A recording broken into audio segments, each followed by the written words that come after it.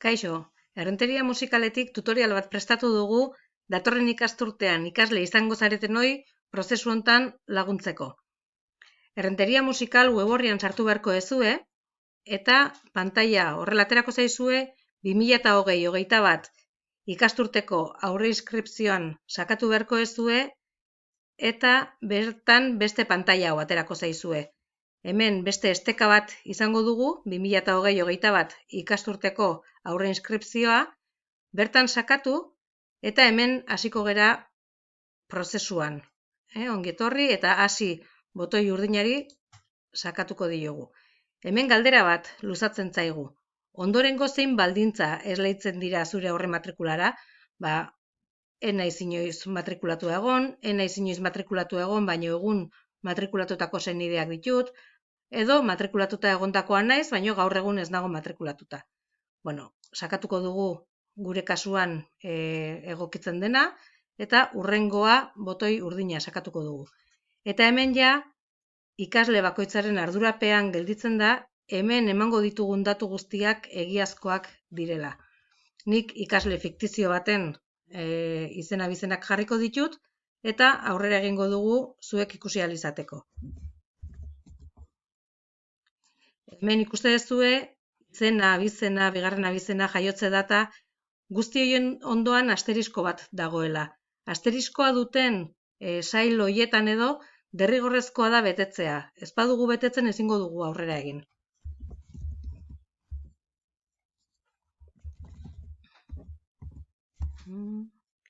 Jaiotze data, jarriko dugu, asmatutako jaiotze data bat.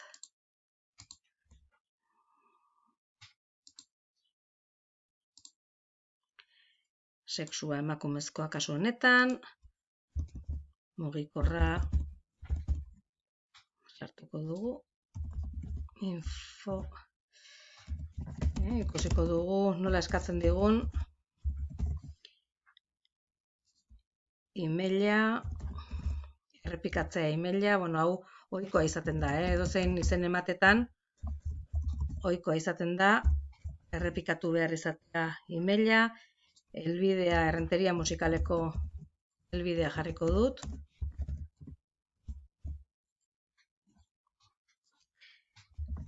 Errenteria, auzoa, zentroa.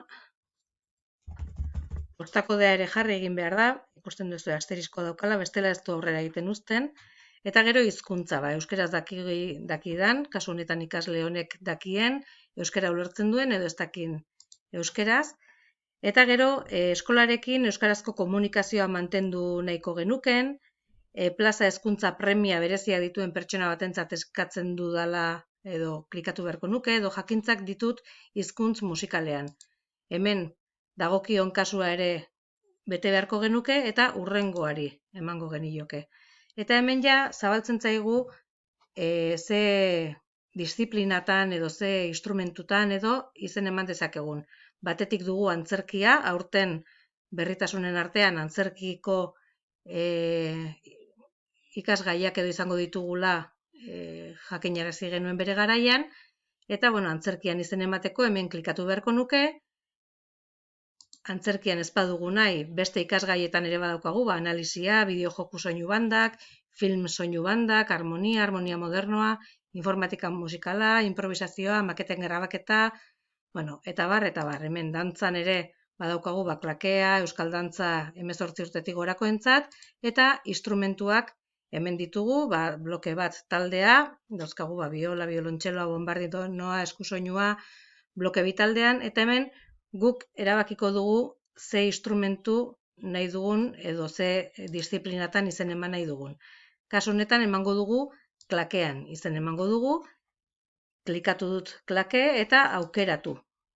Nahita ez egin beharko dugu aukeratu honi eman, bestela ezingo digu aurrera egiten utziko. Garrantzitsua da, eta hau ikasle berriek jakiteko garrantzitsua da, 2013an jaiotako ikasleek musika eta mugimendua 4 egin beharko dute eta tailerra ere egin behar dute.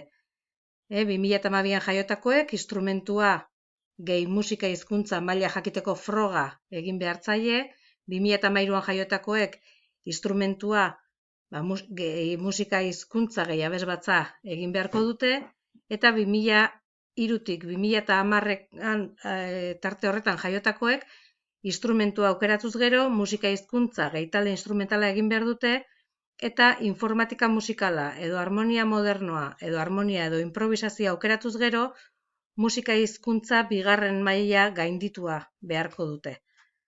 Hori da informazio gisa. Guk hemen ja klakea aukeratu dugunez, urrengoa botoia sakatuko dugu, eta hemen aterako zaigu egiaztatzeko sartu ditugun datu guztiak zuzenak diren.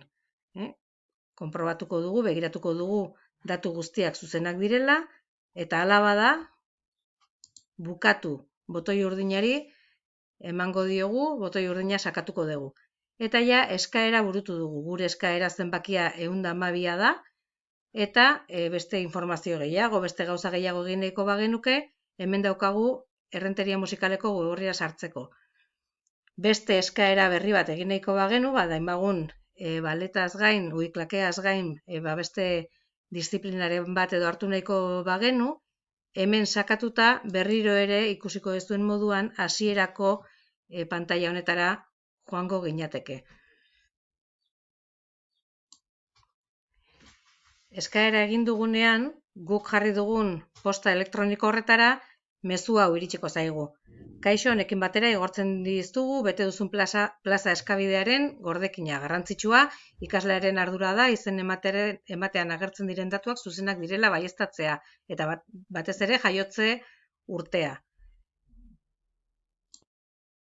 Eta mezuarekin batera iritsiko zaigu horrelako PDF bat. PDF honetan, izen abizenak agertuko dira, jaiotze data eta eskatutako aukera, kasu honetan klakea, eta gure eskabide zenbakia. Oso garrantzitsua da, epeak kontuan izatea. Ikasle berrientzako, maiatzak 4ean hasten da matrikulazio epea, maiatzak 15 arte. Ekainak 11ean onartuen zerrendak aterako dira, 11tik 17ra taldeko klaseen ordutegi aldaketak eman daitezke, ordutegiarekin ez badugu bat egiten edo aldaketak eskatu beharko ditugu, eta instrumentuen ordutegiak zehaztuko dira. Eta matrikulazioa plaza eskaerarekin ekainak 11tik 17ra bitarte horretan izango dira. Orduan, aurre matrikulazio epea maiatzak 4tik maiatzak 15era. Epeak garrantzitsuak dira guk datorren ikasturtea planifikatu ahal izateko. Honekin uste dut nahiko argi gelditu dela, zalantzarik edo izatekotan, info@abildua errenteriamusikal.eus posta elektronikoan edo 943 44 96 33 telefonoan gaituzue edozein zalantza, edozein kezka argitzeko. Mila esker eta ondo izan.